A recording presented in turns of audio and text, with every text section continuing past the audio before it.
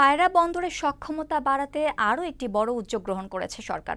বন্দরে পণ্য পরিবহনের সুবিধার জন্য রামনাবাদ নদীতে বড় আকারের খনন কাজ শুরু হতে যাচ্ছে বছরের মাঝামাঝি নাগাদ। 10,000 কোটি টাকার এই প্রকল্প বাস্তবায়িত হলে পূর্ণাঙ্গ বন্দর হওয়ার পথে বড় অগ্রগতি হবে পায়রা বন্দরের। সেই সাথে সক্ষমতা বাড়বে পায়রা তাপবিদ্যুৎ কেন্দ্রেরও। পটুয়াখালী প্রতিনিধি আব্দুস সালাম আরিফের প্রতিবেদন। দেশের তৃতীয় সমুদ্রবন্দর হিসেবে 2013 সালের 19 নভেম্বর যাত্রা শুরু করে পায়রা বন্দর। এখানে পণ্য পরিবহনের জন্য ব্যবহার করা হবে রামনাবাদ চ্যানেল। তাই চ্যানেলটিতে বড় ধরনের খননের একটি প্রকল্প হাতে নিয়েছে সরকার। গেল 14 জানুয়ারি বেলজিয়ামের একটি কোম্পানির সাথে চুক্তিও স্বাক্ষরিত হয়েছে।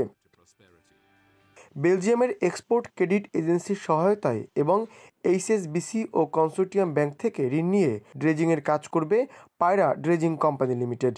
রামনাবাদ নদীতে তৈরি করা হবে 75 কিলোমিটার দীর্ঘ এবং 100 থেকে 125 কিলোমিটার পর্যন্ত প্রস্থের চ্যানেল, যা 12 মিটার পর্যন্ত গভীর হবে।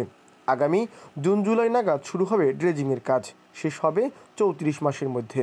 প্রথম 6 মাস ফিনান্সিয়াল ক্লোজিংয়ের জন্য ব্যয় হয়। এয়ারপোর্ট থেকে আমরা ইনিশিয়াল ড্রেজিং এবং ইঞ্জিনিয়ারিং স্টাডি শুরু করব। ইনিশিয়াল ড্রেজিং এবং ইঞ্জিনিয়ারিং স্টাডিতে 14 মাস সময় লাগবে। এদিকে কলাপাড়া উপজেলায় চলমান পায়রা তাপবিদ্যুৎ কেন্দ্রের কাজে স্বল্প পরিসরে ব্যবহৃত হচ্ছে সমুদ্রবন্দরটি। তবে ক্যাপিটাল ড্রেজিং শেষ হলে বছরে 20 মিলিয়ন মেট্রিক টন কয়লা বন্দরের পোতাশ্রয়ে সরাসরি খালাস করা যাবে।